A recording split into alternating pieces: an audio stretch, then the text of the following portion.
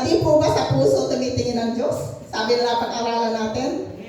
Kaya bakit ngayon, pati damit yata natin pinapansin? So, ganito po yun.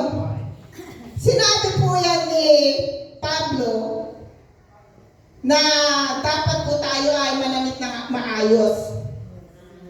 Pero meron po yan kasunod. Sabi dyan, adorning themselves not with elaborate hairstyles or gold or pearls or expensive clothes, but, sabi dyan, with good deeds.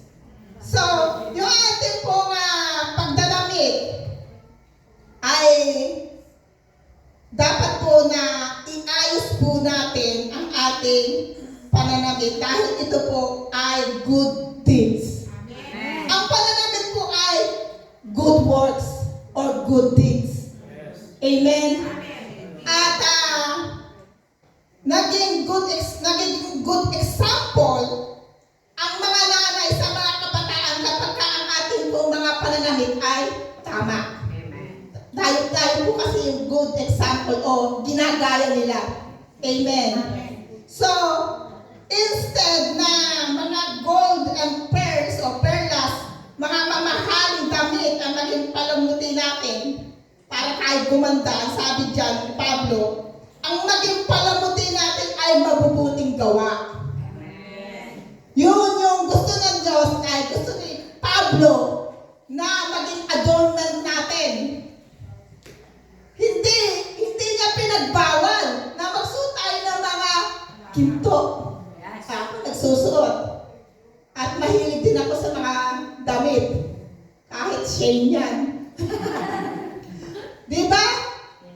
Mahilig tayo na magpaganda kasi that is ang nature ng kababaihan. Pero, ang binibigyan ng diin ni Pablo ay yung ating mong pagpapaganda ay dapat mas higit na pinapaganda natin ang ating kalooban. At yung mga adornment na yun, yung mga palamuti na yun, na sinasabi ni Pablo, ang sabi niya, maging palamuti natin ay yung mga mabubuting gawa. Yung magaganda. Amen? Mga good words.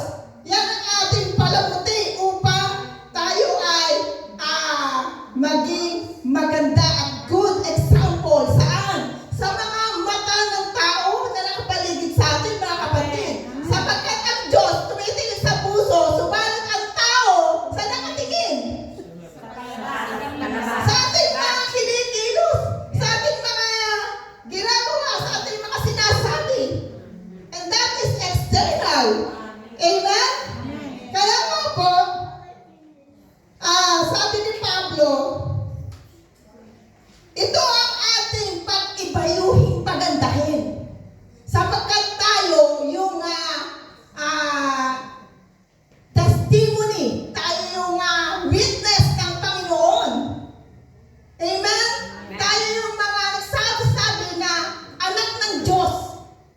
Kaya dapat tayo ay ang palamuti natin na nakikita ng tao ay mga mabubuting gawa. Amen. Amen.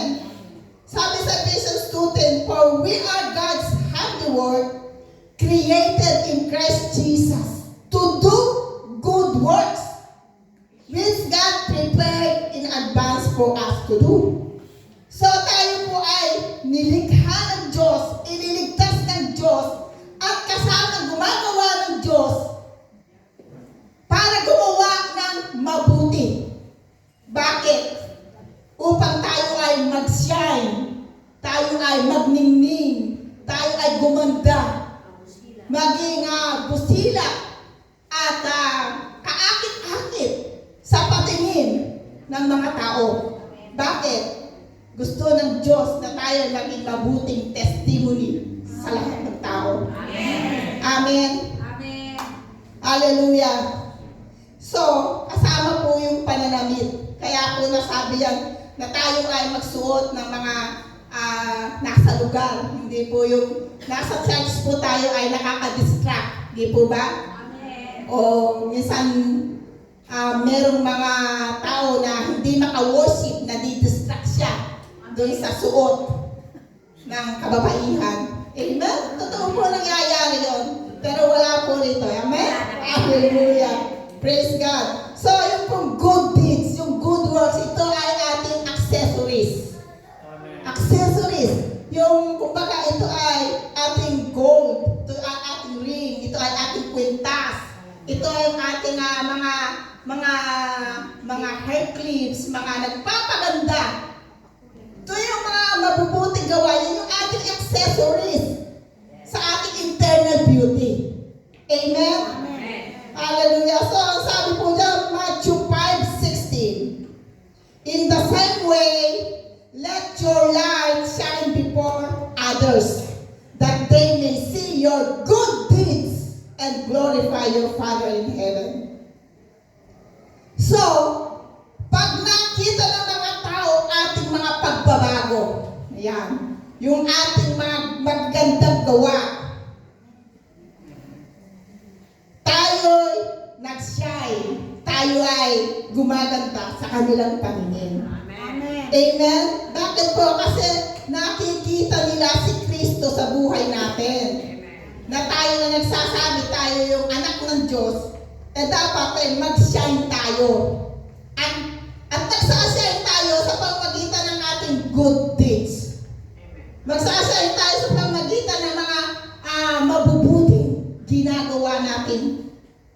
Una sa Diyos, at nagre-reflect lang yan sa labas kapag mabuti nga ang ating panloob.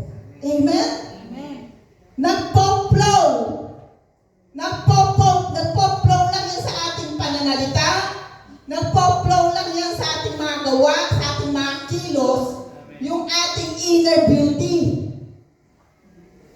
Nagkakaroon tayo ng good and righteous living. Mga good deeds. Yan po ang bunga.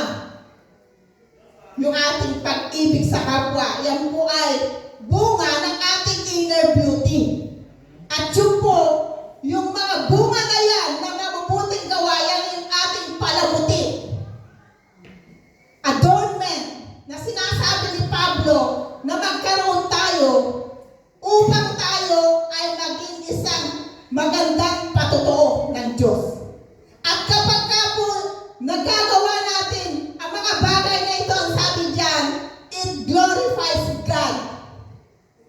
Naluluwalhati natin ang Diyos. Ang Diyos ang naitataas at napaparangalan sa ating mga mabubuting gawa. Amen. Amen. Kaya nga po, inner beauty belongs to God. Our inner beauty belongs to God. Not of ourselves, hindi po para tayo itaas natin ang ating sarili sa paggawa ng mabuti. Ang paggawa po natin ng mabuti, ito ay pagpaparangal natin sa Diyos. Amen. Amen? Hallelujah. So, yung ating panamit, pananalita, mga pagkilos, mga pagtulong, mga ginagawa natin na yan, ito po ay bunga lamang ng ating inner beauty. Amen. Hallelujah. Praise God. At kaya nga po, inner beauty beautifies your external beauty. Yung inner beauty natin, yan ang ating susi upang gumanda tayo sa paningin ng tao. Yung physical, sa physical. Kaya nga po, kapag ang ating mga puso ay hindi tama, nagre-reflect din po yan ang hindi tama sa paningin ng tao. Amen? Ganun po yun. So, kaya nga po, bantayan natin ang ating puso sapagkat ito ang bukal ng buhay. Napaka-importante po nito yung ating puso sa paningin ng Diyos. Amen? Hallelujah.